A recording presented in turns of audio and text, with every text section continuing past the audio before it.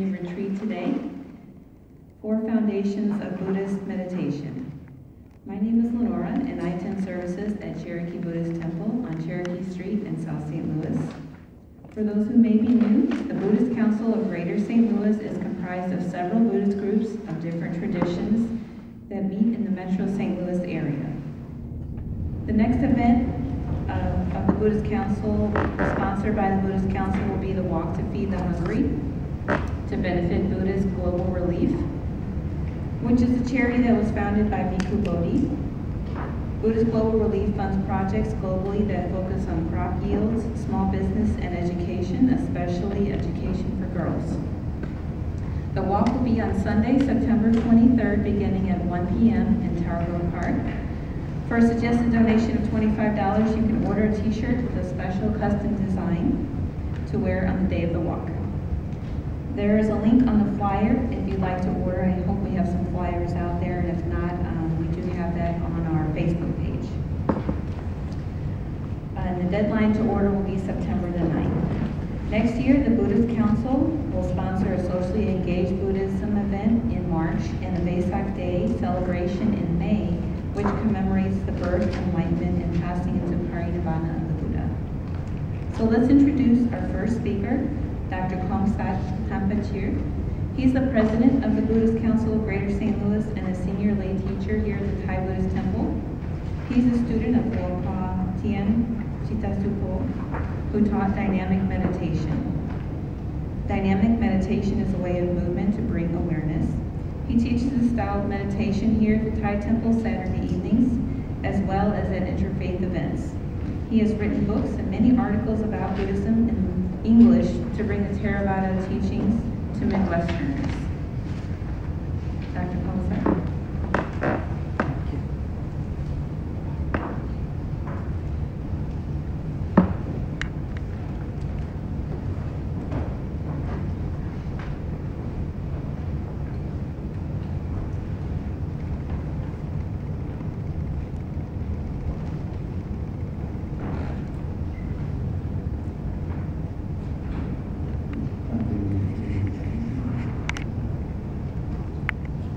So what is the 4 foundations of mindfulness? You can see here the body, feeling, mind, and mental phenomena, the 4 aspects of these 4 foundations of mindfulness that Buddha taught 2,600 years ago.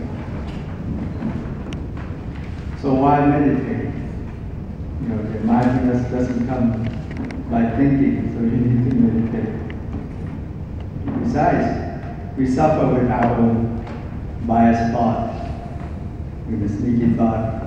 It's so busy with us all the time. And we end up with repetitive, just sneaking with the thought. It's not the thought itself. But the Buddha said, mind is luminous. The nature of the mind is luminous. But tainted with transitory, very important, transitory mental impurities. So that's not the nature of the mind. It's already transit in. You invite them in, but they never leave. They home in. So very important. So that's a hope that you can get rid of your thoughts. You also get rid of this pretended illusion. But you need training to catch your thoughts. So why 4 foundations? It's a reverse engineering technique to catch one's thought as it arrives. Very important. Yeah. Thought arises not by itself, it's caused. Buddhism is about law of causation, cause and effect, from the beginning to the end. And the 4 foundations of mindfulness, like I said, there are 4 aspects. First of all, we need to understand life. Life form in Buddhism consists of 5 parts: form of body, but includes sight, sound, smell, taste, touch. Those are also forms in Buddhism. Feelings, perception, thought formation, and consciousness of 5 skandha, that we all know that the Buddha taught, which is the basis of clinging as self, the self-concept hologram that we generate. So form, we meditate on form with body. Body is meditating body. Feeling is meditating on feeling. And perception is mindful awareness, mindfulness and self-awareness that oversee this whole aspect with the pure perception. And thought formation is the mental phenomenon, and consciousness is the mind. That's why we meditate on this whole aspect of life, which we are dwelling on a daily basis, and we deal with it all the time. So the Buddha said, human beings is an advanced being, or advanced animal, we call it, Saprasa, advanced being. Why so? Because we're capable of training oneself to perfection. Animal can be trained like monkeys, horses, elephant, dolphin, whale, and so on. But they don't train themselves. We need to train them, right? Human need to train them. Human being is unique because we can train ourselves to perfection. And the example of that, I guess, are relics of the Lord Buddha. It's like a round ball, like pearls, or some like broken grain of rice, shiny. And these are from these blood vessels and blood. This was displayed here back in early 90s from the Tibetan Lama Soka collection. And these are crystallized relics that turn into crystal of different color by itself. This one from the Thai Buddhist monks that have been enlightened from my own collection. So it's basically the way we learn life through these four foundations of mindfulness, through body, feeling, mind, and mental phenomena. To perfection, we can perfect to the point of when you cremate some of your bone, they turn into relics in those enlightened beings. And the Buddha said he gave us a lifelong learning, which is about threefold training of morality, concentration, and wisdom, to avoid humanity, to good deed, to good mind development, mental concentration, and purify your mind with wisdom through insight and meditation. So his concept antedate the 20th century concept of lifelong learning, concept by 2,500 years earlier. So the four foundations of mindfulness, basically I mentioned that the benefit is, he stated, it's a supreme path that will purify all beings, let one transcend grief, sorrow, lamentation, overcome suffering and unhappiness, and understand essential Dharma, unbiased middle path, or noble eightfold path, and realize Nirvana, the unconditioned state, ultimate peace and happiness. So how? Basically, it's about self-observation, self-monitoring, at your body, feeling, mind, and mental phenomena, this whole aspect of life. You do it with perseverance. Basically, you can do it 24/7, especially if you do dynamic meditation through body movement, or self-awareness, or sampajanya, which is a form of immediate wisdom right in front of you, this very moment, and mindfulness, sati. So it's sati, samadhi, and panya. It's a perseverance when you practice continuously, you gain samadhi or steady mind. To get rid of what? Pressure and pain that we are attachment. So we can practice day and night. Formal practice might be a short period, maybe half an hour or so. But informal is more important, 24/7 if you can do. Especially body movement, you can observe and have feedback at your mindful awareness when you move. You can practice with mindfulness breathing, it's fine, but sometimes it's so subtle. You can't disappear very fast and someone disturb you or have to do something. So you observe unbiasedly and do not anticipate and do not indulge in what you encounter and do not intervene. Just pure observation. Observe without an observer. You do it with joy and bliss. Set your mind with joy. Joy will lead to bliss, to calming, happiness, which is conducive for steady mind to arise. It's a spontaneous phenomenon that would arise from just let your mind joy will lead you to those 5 steps by itself spontaneously. And will lead to tranquility and insight in wisdom, in vision and inside wisdom to these 4 foundations of mindfulness. Just to mention, just to sum up again, these 4 foundations persevere with self-awareness and mindfulness at your body, feel, your mind, and it leads to sati, samadhi, panya, or mindfulness, self-awareness, and steady mind concentration. To carry out pressure and pain at the body, just to give you some guideline. The Buddha described at least 6 techniques. First one is mindfulness with breathing, which the complete one is 16 steps, not just breathing in and out. Okay.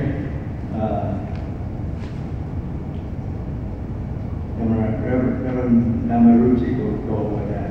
Like 4 tetrad on the body, 4 tetrad on the field, 4 tetrad on the mind, 4 tetrad on mental phenomena. And 4 major postures, like walking, standing, sitting, or laying down. A self-awareness technique, which is basically the subtle movement beyond this walking, standing, sitting, laying down. Like when you stretch your bend, when you eat, you drink, and so on. Which also include walking, standing, sitting, or go to bed, waking up, talking, or remain silent. So include the 4 major postures in there as well. The 4th technique is to observe the filthiness of all your body. 32 parts he broke down, analytical. This is what the preceptor gives the theme for meditation to the new novice or the monks, newly ordained to the ordination. He'll tell you to meditate on hair, scalp hair, body hair, scalp hair, nail, teeth, and skin. And plus more, like liver, spleen, kidney, liver, bone marrow, and so on. 32 parts, almost like 32 organs. Also include lymph, blood, sweat, and so on. And then the 5th technique is called the elements. Like you can categorize into earth, water, and fire. Earth is solidity, like your skin, your nail, your bone is earth. Wind is the air that you breathe in the air, your intestine, and so on. Air that you cast. Water, that's your tear, your blood, your sweat, and so on. And fire, your metabolic heat. You categorize them. And the 6th one is 9 channels state. When you die, what happens? Because you cannot see what would happen to you. You have to go to the cemetery and look at. You can't do it here. In India, it's very prevalent. You don't need an appointment. You just go there, and you see like corpses laying around and so on. If you go to the Ganges River, they burn it, cremate the body, called God. In Thailand, it's hard maybe. I mean, you die, you're dead there. And basically, you burn the goods that you bought, when you have not enough, they just kick you down after you cremate half body or so on into the Ganges River. And so 9 channels stay from the point that you die, and then you kind of like body kind of boost up serum and so on, and then disintegrate with skin and bone, muscles, and tendon, and broke down to just the bone only. And so on, and maybe animal or eating up different states. So sometimes it counts as 15, 5 plus 14. So 5 technique with 9 on this, 9 steps with 14. That's on the body. On the feeling, which I'll be talking later on, it's about whether it's physical or mental. Physical like comfort, discomfort, and mental like happiness, unhappiness, and mental feelings. And whether such feeling arise spontaneously, independent of or dependent on these 5 senses, sight, sound, smell, taste, or touch, that feed on those feelings. And then about the mind, you observe the nature of your mind, such as is your mind full of desire or desire, with anger or anger, and your mind manic or mindfulness, steady, unsteady, and so on. And make your mind joyful here, that's in the mindfulness of breathing. I mentioned it, make your mind joyful, which will lead to a steady mind, a concentrated mind. Brahmot is called joyful, and the steady mind is a samadhi mind. And let go, strip the mind of those conditions, this bad mind, luminous mind. And then the fourth one is mindfulness with mental phenomena. So, for example, he described at least five of them. First one is five hindrances, mental state that prevent you from getting steady mind, concentrated mind, such as sensual desire, anger, sloth or temper, worry or dread, and skeptical doubt, which block you from getting steady mind. And the five aggregates of clinging I told you about, the form, feeling, perception, thought, formation, consciousness, the analyzing all the phenomena and so on. And the third one is about 6 internal and external spheres, like eyes with the form, or shape, color, and so on. Ear with the sound, nose with the smell, odor, tongue with the flavor, body with the touch, and mind with the thoughts. So kind of have opposite specific pairs. You cannot use your eye to hear and use your ear to see. That's the specific sense sphere. And 7 factors of enlightenment. We start with mindfulness, Dhamma investigate, which basically awareness and wisdom. And so we investigate in Dhamma, just like scientists investigate in phenomena, physical phenomena, in the lab and so on. And third is energy of effort. The fourth is bliss, of joy. Fifth is tranquility. And 6 is concentration. And 7, equanimity. And the last one is about Four Noble Truths. About suffering, cause of suffering, suffering, middle path. Isn't the cheat that I gave? If you didn't get it, you can pick up the way now. And then to see, very important, to see this great universal mark of existence, impermanence, imperfection, selflessness, basically about unstable, unbearable, uncontrolled, not truly yours. You see that your mind gets wiser with inside wisdom, with the strengthened mind that you gain through your practice. If your mind gets disenchanted in whatever you grasp for, it results in suffering or discomfort because you couldn't do it as self. Become disenchanted, discern, detached, and liberate. That's the final result. So, and the benefit of doing that, you gain insights at your body. You're aware of yourself externally, like the body movement, or internal, your posture, or your setting, both external and internal. So you see the arising physical phenomena that arise, endure, and cease. It's not permanent. So impermanence, imperfect, and selfless. And you can see, acknowledge in the body, be mindful aware of the body, and see that body, just a body, no person, no being, no self in it, not fully yours or mine. So you walk craving the concept by seeing that, and not cling to anything in the world by true aware, being aware of your body, at your body. Same thing applies to your feeling, mind, and mental phenomena. I will walk you through it, the feeling later on. Mind and mental phenomena. That same way we get insights in those aspects.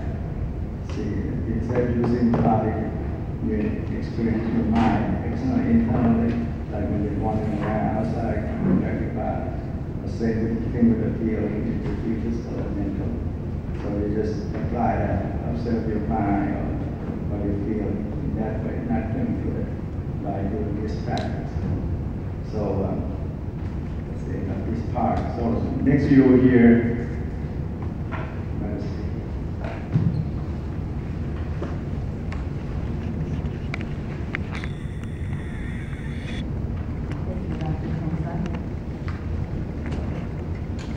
So now let's introduce Reverend Dhammaruchi from the Vipassana Buddhist Church in Jefferson City.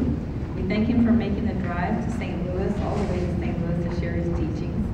Reverend Damarucci was ordained in the Order of Buddhist Ministers in 1997. He has been editor of the magazine Common Sense, the Buddhist Educational Journal. Reverend Damarucci directed planning and organization of symposiums and lectures for Rosemead Buddhist Monastery.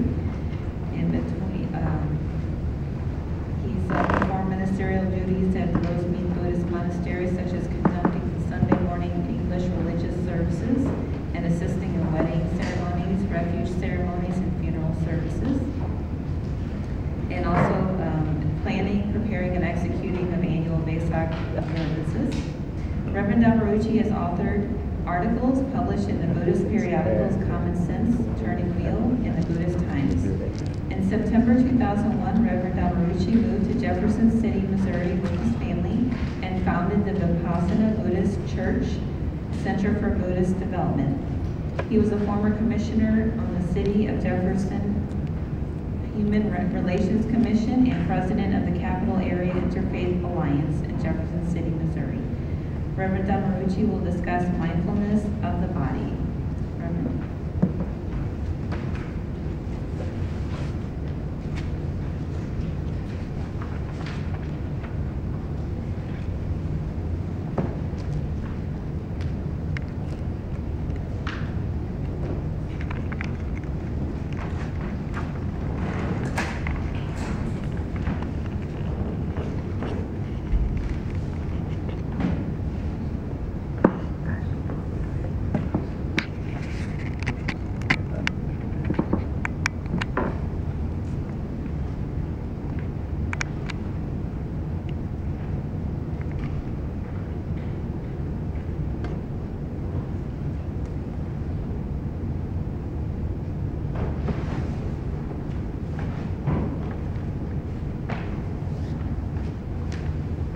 Good afternoon, everyone. Thank you for being with us today. I'm presenting a talk on the first foundation of mindfulness of the body. It's said to have a body is to suffer. It's old, it gets sick, gets injured, and it dies. That's the body and although my focus is going to be on mindfulness of the body, you'll find that as we each give our presentations, there'll be a lot of crisscrossing because these things are all interdependent on each other. But I'm going to try to stay in my own lane as much as possible. Dr. Kongsok just gave an enlightening presentation on the Satipatthana, and I wanted to reiterate a couple of things. The Buddha said in the Satipatthana Sutta, a disciple inhaling a long breath knows I am inhaling a long breath. Inhaling a short breath knows inhaling a short breath. Contemplating the body both internally and externally and the rising and perishing nature of the respirations. He or she knows every position the body assumes. While walking, knows I am walking. While standing, knows I am standing, sitting, lying down. Contemplating the body both internally and externally and the rising and perishing nature of the body. He or she is fully aware of the body and is going forwards, backwards, looking around, bending, stretching, eating, drinking, chewing, tasting, standing, sitting, sleeping, keeping awake, speaking, not speaking, answering a call of nature. He or she reflects on the body upwards from the soles of the feet and downwards from the crown of the head, enclosed in skin and abounding with diverse impurities. This body is hair, nails, teeth, skin, muscles, bones, organs, body fluids. Like a bag full of different kinds of grain, a person would reflect, this is rice, this is my heart. This is milk, this is my kidneys, this is beans, this is my intestines. And reflecting on the different impurities in the body, he or she reflects on the body elements there is in this body, as Doctor said, earth, fire, wind, water. Just as a skilled butcher or his apprentice, having slaughtered an ox and dividing it into portions at a roadside, likewise he or she contemplates the body with regard to the elements. If he or she would see a dead body, swollen blue festering, being devoured by various animals or worms, or reduced to a skeleton, or loose bones, a pile of rotten bones, or a pile of dust, the disciple would apply this to his own body, saying, "This I am, and this I will be." We used to do a guided meditation on death in our center. Some people found it to be interesting, and it seemed to upset a lot of people, so we quit doing it. It's probably something better done in a monastic setting. But anyway, I wanted to bring up the another sutra, the Kayagata Sati Sutra. And the reason I bring it up is Kayagata Sati means mindfulness immersed in the body. And in this sutta, a number of monks had gathered in the main hall, and a discussion began. Isn't it astonishing?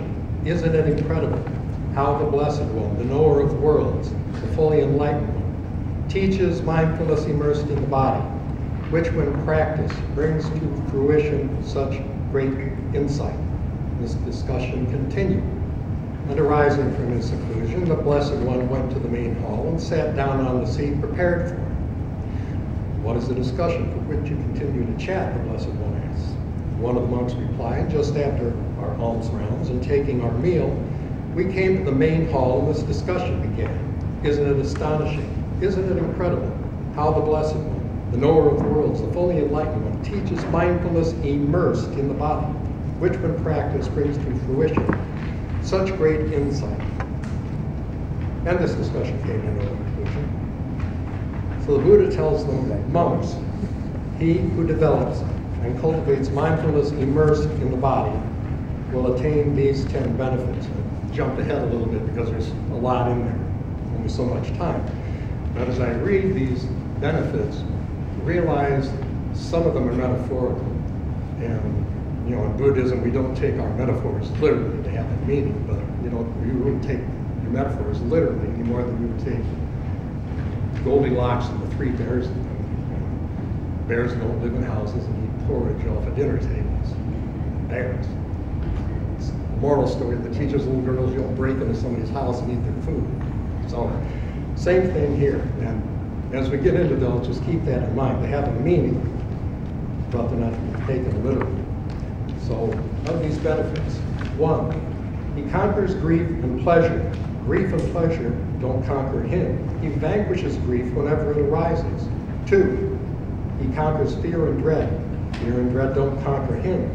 He vanquishes whatever fear and dread arises. 3, he endures cold, heat, hungers, thirst, gadflies and mosquitoes, sun and wind, creeping things, abusive, hurtful language. He endures bodily feelings which are sharp, painful, distasteful, disagreeable. 4, he can attain at will the 4 jhanas, or absorptions, and the heightened mental states, pleasant and abiding in the